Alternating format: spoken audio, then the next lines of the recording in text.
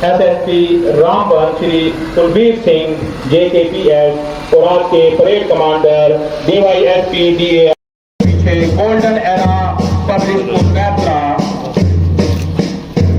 दूसरा दस्ता जम्मू कश्मीर पुलिस का जिसकी कमांड कर रहे हैं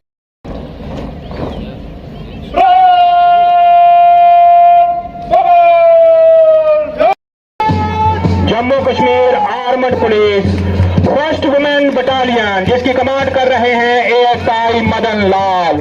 इरादे का पहला दस्ता मंच की ओर बढ़ते हुए IRP 16वीं बटालियन जिसकी कमांड कर रहे चैप्टर में